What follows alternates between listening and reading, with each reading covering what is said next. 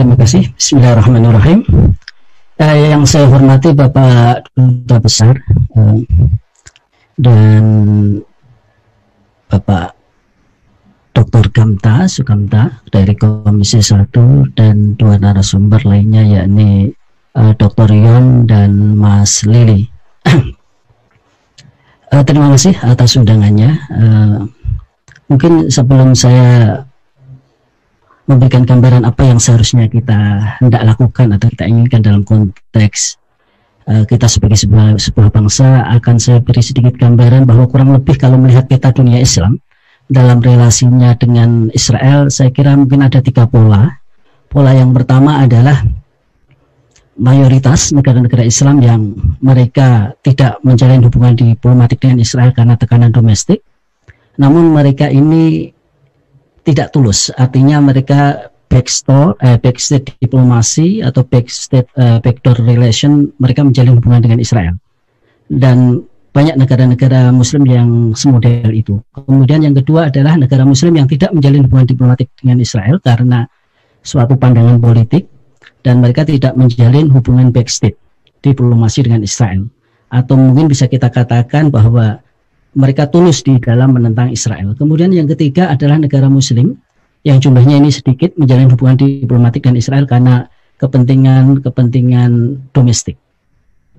Kemudian kalau kita berbicara tentang posisi Uni Emirat Arab, kemudian negara-negara Arab, mereka ini adalah negara yang sebenarnya sangat berkepentingan di dalam berhadapan dengan Israel karena 2 isu. Yang pertama adalah isu etnisitas, mereka sama-sama Arab, dan kebetulan faktanya ya, wilayah Palestina yang mayoritas Arab dijajah oleh Israel. Kemudian yang kedua adalah mereka negara yang secara geostrategis berhadapan dengan Israel dan berkepentingan dengan Israel, yang kemudian memang repotnya pada konteks sekarang ini mereka beralih haluan ya.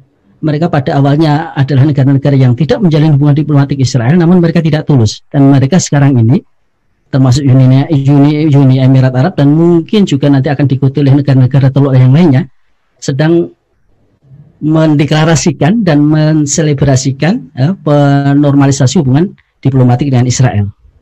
Ini dalam pandangan kita di dunia Islam, saya kira ada 2 hal penting yang bisa kita sampaikan. Yang pertama adalah bahwa telah terjadi apa yang kita sebut sebagai pergeseran pandangan pan-Arabisme yang mengemuka pada dekade-dekade yang lalu menjadi pandangan yang etnosentris nasionalisme, yang nasionalisme yang etnosentris, yang bisa ditandai bahwa kemudian kepentingan Arab direduksi oleh kepentingan etnik, kepentingan dinasti, dan kepentingan kelompok kabilah.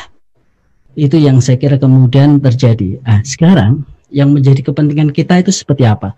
Dalam hemat saya, apa yang menjadi geostrategis Arab ketika berhadapan dengan Israel sekarang sudah tidak ada, karena Arab sekarang memposisikan sebagai sahabat Israel. Berarti ini kemudian tadi sebagaimana yang telah disampaikan oleh banyak pengamat, oleh para narasumber, bahwa yang dirugikan dari apa yang mereka lakukan adalah Palestina dan umat Islam. Itu artinya bahwa kemudian dengan pergeseran itu terjadi filling the void, bahwa ada kekosongan negara-negara yang memiliki perhatian yang sangat besar terhadap permasalahan Palestina, permasalahan dunia Islam, karena pola relasi yang tidak seimbang antara dunia Islam dan di luar dunia Islam, dan kemudian juga permasalahan-permasalahan keumatan, misalnya berbicara tentang eksistensi atau kedudukan Masjid Aqsa.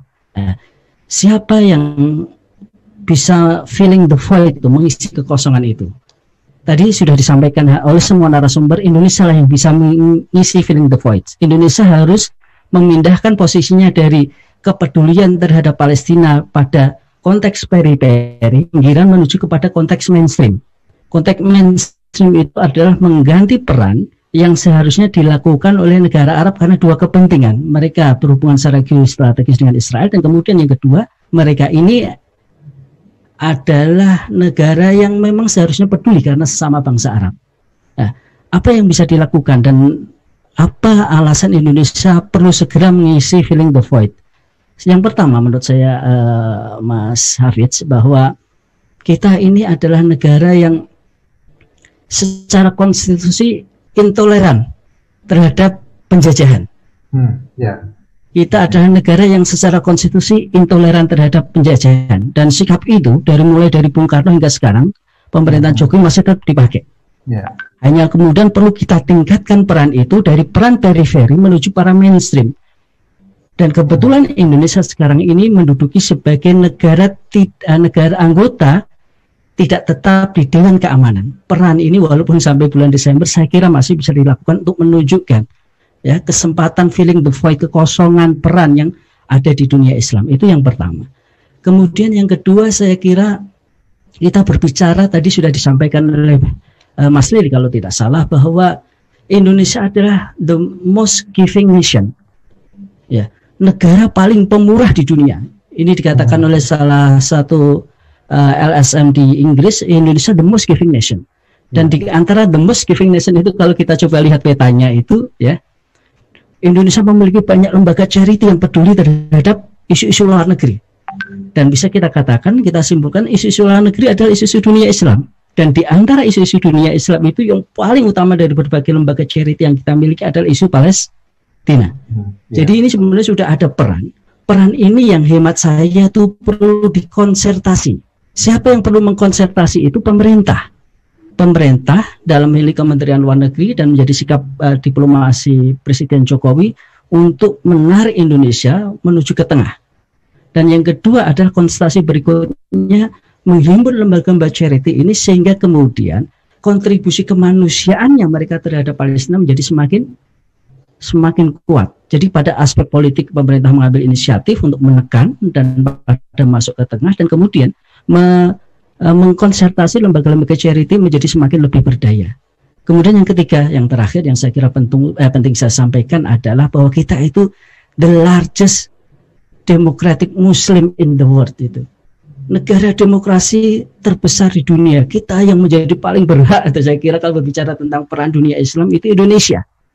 Ya, kenapa ketika kita melihat Turki menonjol, seharusnya kalau dalam perspektif pribadi Indonesia lebih punya kepentingan itu, karena Turki hanya penduduknya 80 juta, kita 270 juta. Sekarang dunia menunggu apa yang bisa dilakukan oleh 270 juta Muslim, atau mungkin 230 jutanya, atas kontribusi penting di dalam rangka menciptakan perdamaian di dunia berdasarkan pada keadilan. Saya kira begitu, Mas, yang bisa saya sampaikan. Terima kasih.